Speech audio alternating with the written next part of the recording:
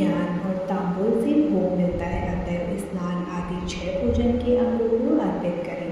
नमस्कार और जाप संपूर्ण अभिष्ट फलों को देने वाला है। भोग और मोक्ष की इच्छा रखने वाले लोगों को पूजा के अंत में सदा जाप और नमस्कार करना चाहिए। जो मनुष्य जिस देवता की पूजा करता है वह उस देवता के लोक को प्राप्त करता है तथा उसके बीच के लोगों में उचित फल को भोगता है। हे महर्षियों, भूलोक में श्री गणेश पूजनीय हैं। शिव जी के द्वारा निर्धारित तिथि वार नक्षत्र में जो विधि सहित उनकी पूजा करता है उसके सभी पाप एवं शोक दूर हो जाते हैं और वह अभिष्ट फलों को पाकर मोक्ष को प्राप्त करता है। यदि मध्याह्न के बाद तिथि का आरंभ होता है तो रात्रि तिथि का पूर्व भाग पितरों के श्राद्ध आदि कर्म के लिए उत्तम होता है तथा बाद का भाग दिन के समय देव कर्म के लिए अच्छा होता है। वेदों में पूजा शब्द को ठीक प्रकार से परिभाषित नहीं किया गया है। भोग का अर्थ है भोग और फल की सिद्धि जैसे कर्म से संपन्न होती है उसका नाम पूजा है। मनोवांछित वस्तु तथा ज्ञान अभिष्ट वस्तुएं हैं। लोक और वेद में पूजा शब्द का अर्थ विख्यात है। नित्य कर्म भविष्य में फल देने वाले होते हैं।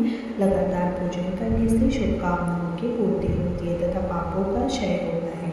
इसी प्रकार श्री विष्णु भगवान तथा अन्य देवताओं की पूजा उन देवताओं के वार तिथि नक्षत्र को ध्यान में रखते हुए तथा 16 उपचारों से पूजन एवं भजन करने से अभिष्ट फल की प्राप्ति होती है। शिव जी सभी मनोरथों को पूर्ण करने वाले हैं।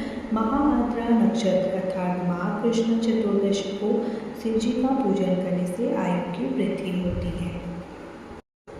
ऐसे ही और भी नक्षत्रों महीनों तथा वारों में शिव जी की पूजा व पूजन भोग व मोक्ष देने वाला है। कार्तिक मास में देवताओं का भजन विशेष फलदायी माना जाता है। विद्वानों के लिए यह उचित है कि इस महीने में सब देवताओं का भजन करें। संयम और नियम से जाप तथा जप तप हवन और दान करें क्योंकि कार्तिक मास के देवताओं का भजन सभी दुखों को दूर करने वाला है। कार्तिक मास में रविवार के दिन जो सूर्य की पूजा करता है और तेल व कपास का दान करता है उसका कुष्ठ रोग भी दूर हो जाता है। जो अपने तन मन को जीवन पर्यंत शिव को अर्पित कर देता है उसे शिव जी का मोक्ष प्रदान करते हैं। योनि और नेम इन दोनों स्वरूपों के शिव स्वरूप है।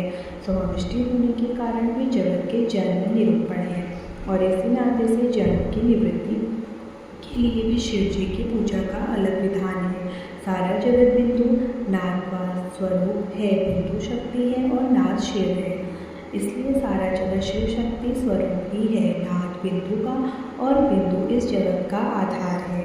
तो ये है हमारे आज के विद्वेश्वर संहिता अध्याय 16 संपन्न होता है। अब हम अगली वीडियो में लेकर आएंगे विद्वेश्वर संहिता अध्याय 17।